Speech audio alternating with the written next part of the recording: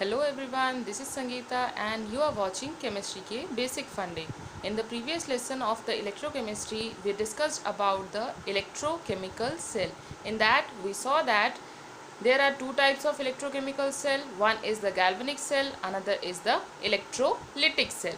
Okay, so now let us elaborately discuss about the galvanic cell. What do you understand by the galvanic cell? In the previous lesson also we discussed that a galvanic cell is an electrochemical cell that converts the chemical energy of a spontaneous redox reaction into electrical energy. So I can say that it is the cell which is used to convert the chemical energy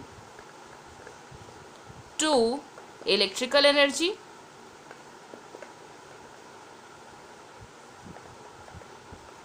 Okay, so in this device the chemical energy is actually the Gibbs energy which is getting converted to the electrical energy. And in standard 11th you have studied that for a spontaneous reaction the change in Gibbs free energy is negative, or we can say is less than 0.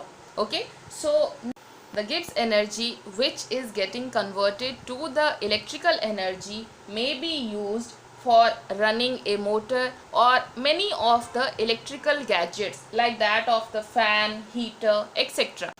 So in order to know how the galvanic cell actually works, we will take one of its best example, that is the Daniell cell. Let me just draw the diagram for that.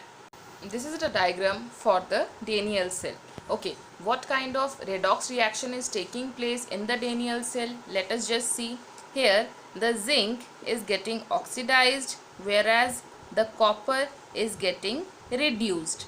Okay, so it will form ZnSO4 in aqueous plus copper which is in solid state. Okay, so if I write this expression or this equation in ionic form, I can simply write that Zn plus Cu2 plus will gives rise to Zn2 plus Cu. Okay, this one is the overall redox reaction in the ionic form. As the reaction is the redox reaction, so simultaneously both the reduction and oxidation taking place. So I can split the reaction into two half reaction, in which one will be the oxidation half and the other will be the reduction half. So let me just write the first one, that is the oxidation half.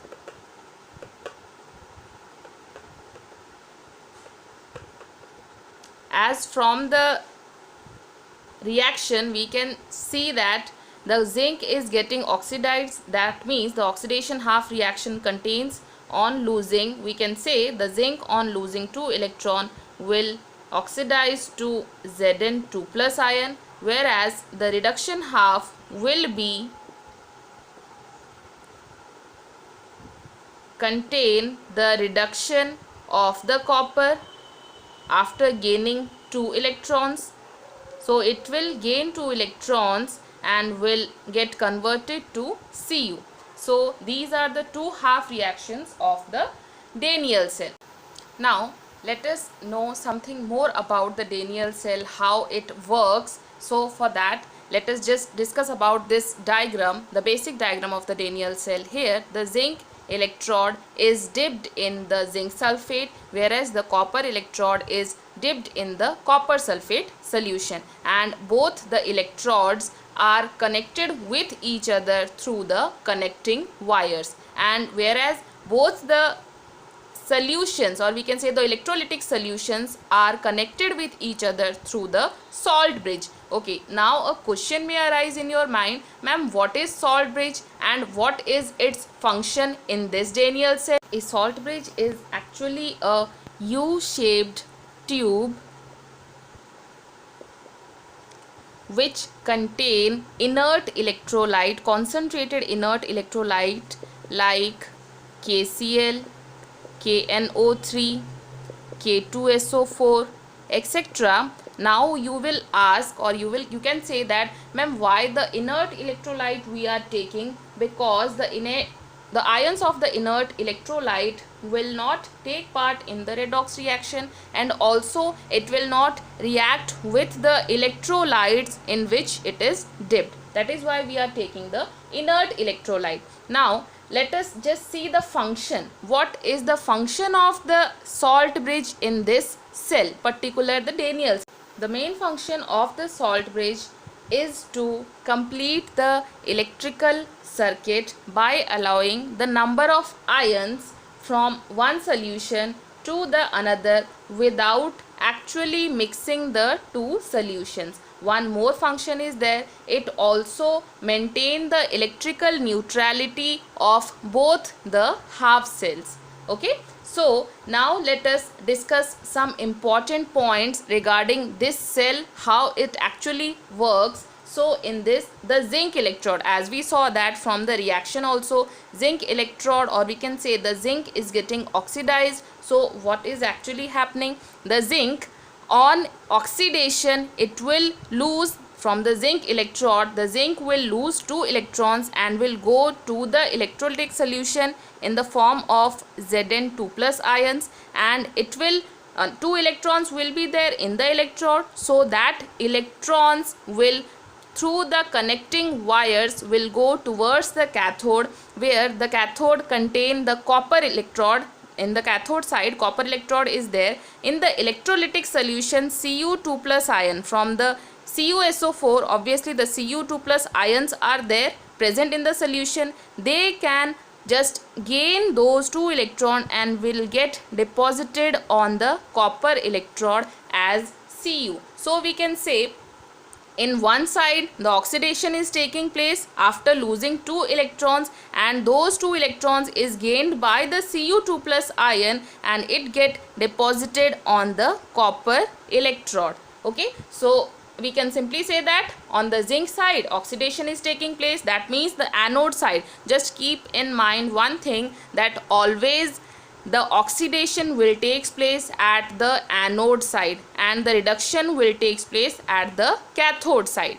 Okay, so we can say at the anode the oxidation is taking place. That means the zinc is getting oxidized to Zn2 plus, whereas the copper is getting reduced to Cu. Okay, from Cu2 plus it is getting reduced to Cu. So the electrons is going from the flow of electrons is from the anode side to the cathode side. And one more thing is there, the electron flow, where the direction of the electron flow is there, the current will flow in the opposite direction. So we can say the current will flow from the cathode side to the anode side.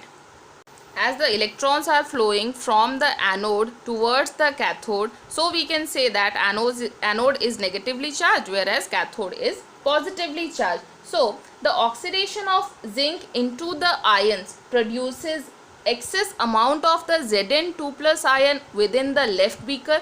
Yes or no? So similarly, if we see that the concentration of the Cu2 plus ion will become less, because the Cu2 plus ions, on gaining those 2 electron, is getting deposited on the copper electrode. So the concentration of the Cu2 plus ion in the right beaker will be less. We can say that in the left hand side of the beaker, or in the left beaker, the concentration of Zn2 plus ion is more, whereas in the right beaker the concentration of SO4 2 minus ion is more. So in order to maintain the electrical neutrality, we just put the salt bridge there. So the main function of the salt bridge, it allows the movement of the ions without actually mixing both the solutions, and also completes the circuit. Okay, as the copper from the copper sulfate solution is deposited on the electrode, so we can say that, and the sulfate ions, through the help of the salt bridge, it gets migrated towards the other side of the beaker. So we can say that as the time goes on, or as the current will obviously decrease, because the concentration of the SO4 solution will decrease. as the time passes. So the concentration of the copper sulfate solution in the right beaker will decrease. So as a result, the current will go on decreasing with the passage of time.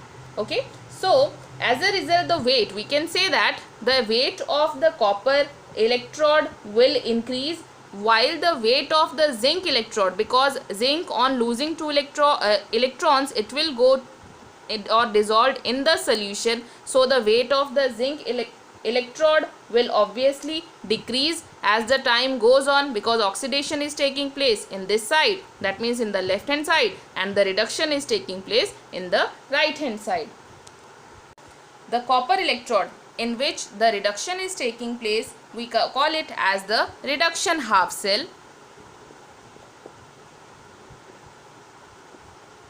Whereas the zinc electrode where the oxidation is taking place, we can call it as the oxidation half cell.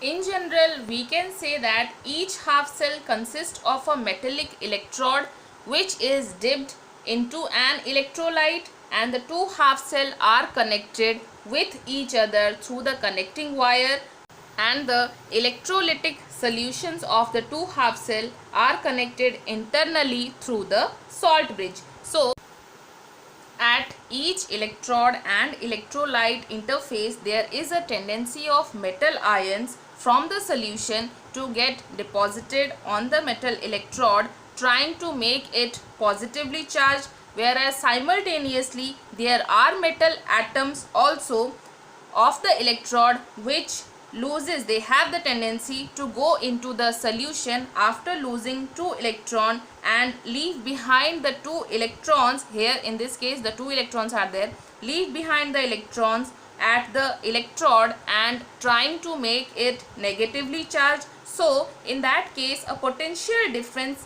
develop in between the electrode and the electrolytic interface, that is known as the electrode potential. That potential difference is known as the electrode potential, which is in between the electrode and the electrolytic solution. So when the concentration, if we take all the concentration of all the species which is involved in the half cell or in the total complete cell as equal to 1, then the electrode potential is known as the standard electrode potential.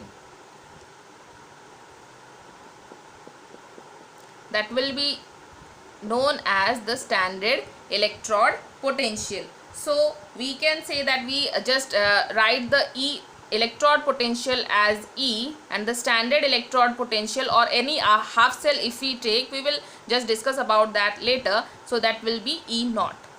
According to the IUPAC convention, the standard electrode potential are also known as the standard reduction potential. So in a galvanic cell, if we take the half cell in which the oxidation is taking place, that means at the anode, so that will have a negative potential with respect to that of the solution. Here in this case the zinc electrode if we take, so we will get a negative value for this reduction potential value is equal to negative. Standard reduction potential value will be negative. Whereas if we take the potential difference between this electrode, or we can say the reduction half cell, that will came out to be positive. Okay, as in between the two electrodes also there is flow of electron from negatively charged electrode towards the positively charged electrode. So there exists a potential difference between the two electrodes also,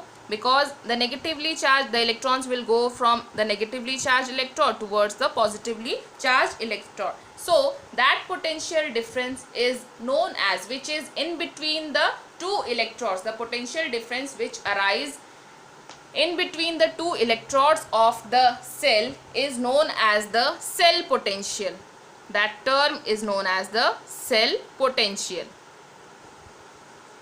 So we can say that the cell potential is the difference between the electrode potential, or we can say the reduction potentials of the cathode and anode. So when no current is drawn from the cell, then that in that case the cell potential is known as the EMF of the cell, that is the electromotive force of the cell, EMF of the cell. We can say that the cell potential in that case is known as the EMF of the cell when no current is drawn from the cell. So now let us discuss how we can represent a galvanic cell using simple expression. Draw two vertical lines in order to represent the two electrolytic cells which are connected internally through the salt bridge. So in the right hand side we will write the reduction half cell, in the left hand side we will write the oxidation half cell, because by convention we have taken that the oxidation half cell on the left hand side. So how we can, as the reduction is taking place on the right hand side, let me just write that first. That will be Cu2 plus. There will be one single vertical line in between the electrolyte and the electrode interface, so that is getting reduced. So this one will be the reduction half. Okay, similarly if I just write the oxidation half, so as the zinc is getting oxidized in this case, so zinc, a vertical line which represent the interface, the electrode and the electrolytic interface, distinguish the electrode and the electrolytic interface, so that will be oxidized to Zn2 plus ions.